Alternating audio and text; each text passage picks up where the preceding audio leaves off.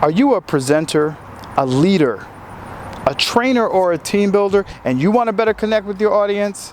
Well, in this video, I'm going to give you 5 great improv techniques used by quality leaders. And you know why?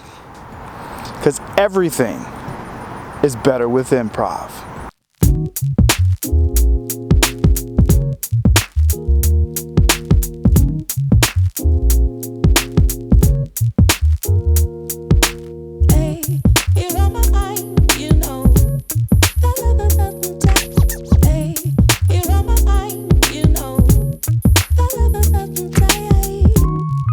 You know, trying to find a good spot to talk to you. I need a good spot.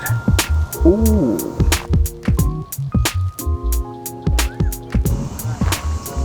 Man, this place is beautiful.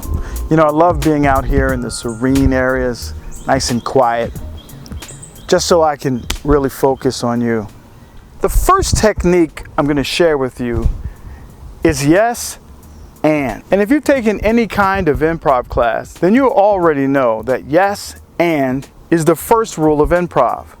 And what yes means, it means that you are in agreement.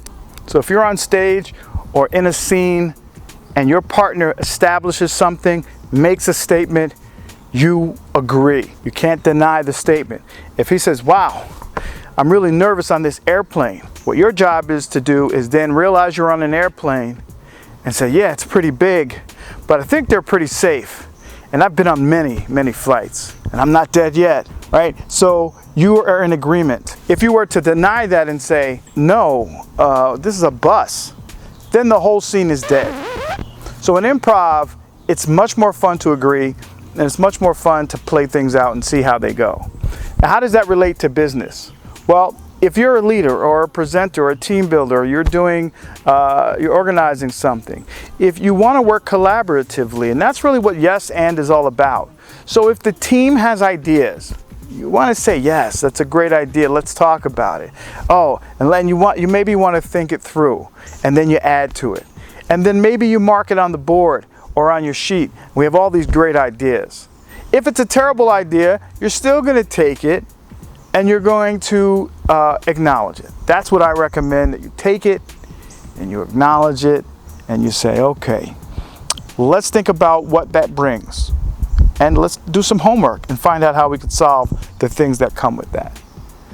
So you've acknowledged and you've not denied. It makes you a more relatable and more collaborative leader. We know as a leader in the end, if you're the decision maker, you're going to think through what the right thing to do is. But if you really want the most out of your team, if you really want the most connection out of your audience, if you really want the most response from a keynote, then yes anding will always make you a little better. So the second technique that I want to talk about is speaking up. When you're on stage in improv, or even if you're an actor in a theater, the most important thing is that you speak to the back of the room. So you need to realize whether or not you're doing this in a classroom, in a college theater style classroom, or in a major theater. If you've chosen not to go with a microphone, then you need to speak to the back of the room. And I know that's tricky because now you want to emote, you want to act, and improvisers have to really learn to do that while projecting to the back of the room.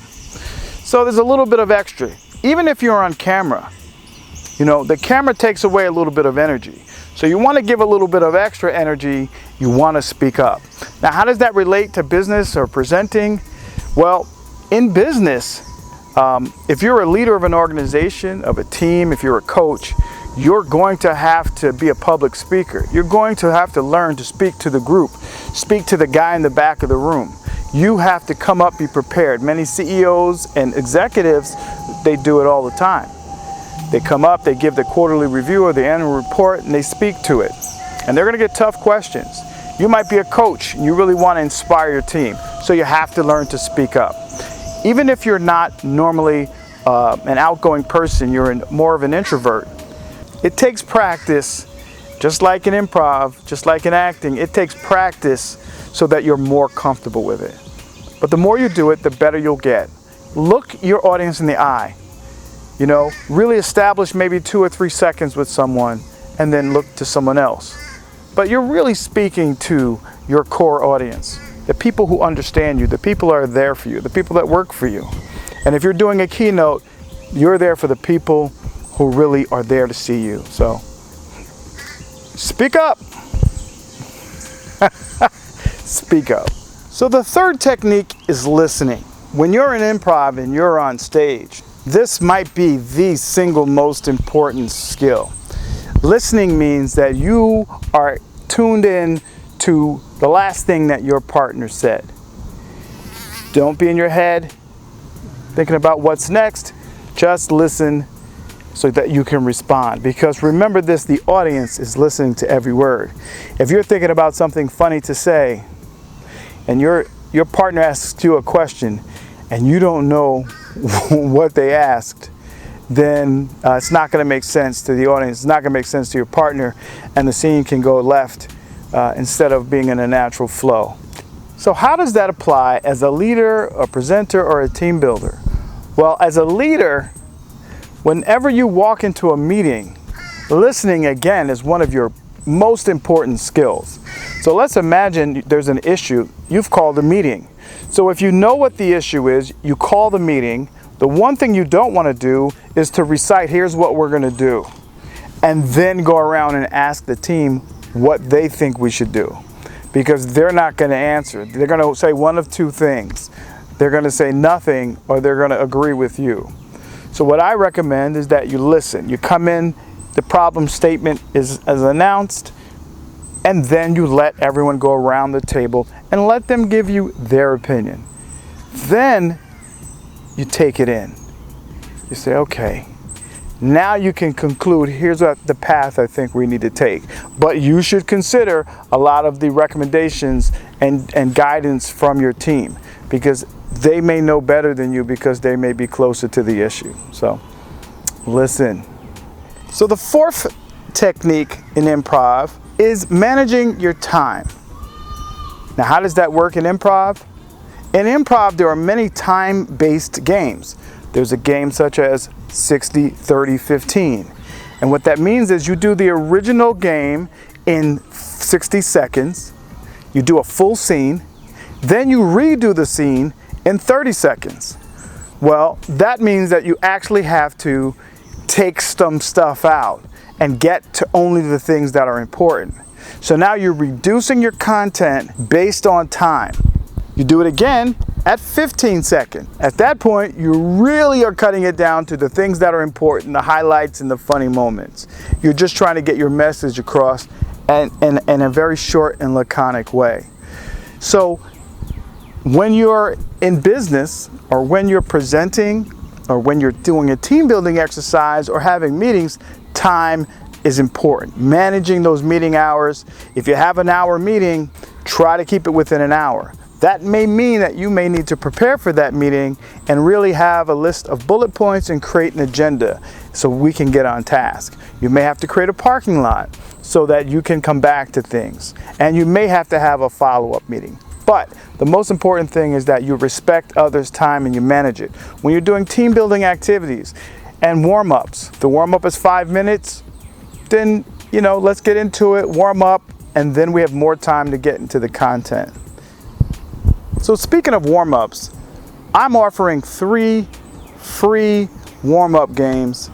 I've picked 3 great ones that I think are easy to learn, and you can do them within 5 minutes. And you can find those in the description. So the 5th technique is another one that I think is important, and that's be present in the moment. In improv, being present in the moment is a critical skill as well. Yes, it goes hand in hand with listening, because you must listen in order to be present in the moment.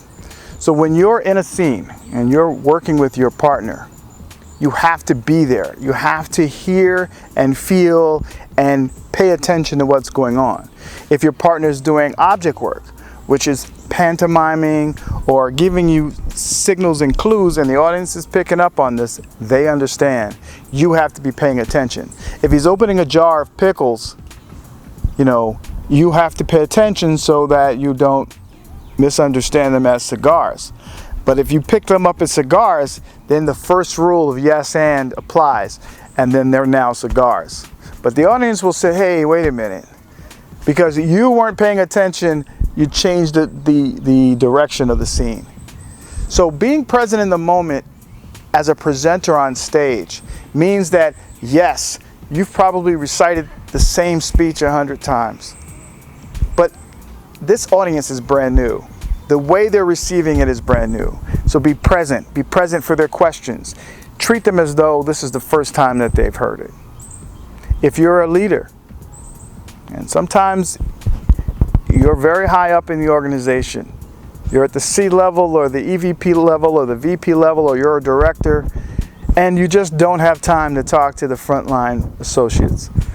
Well, that's a mistake. Be present. If you run into them in the hallway or get them in a meeting and they ask you questions, or they just want to share with you how proud they are of you or their own work, be present. It'll make you a better leader in terms of being connected.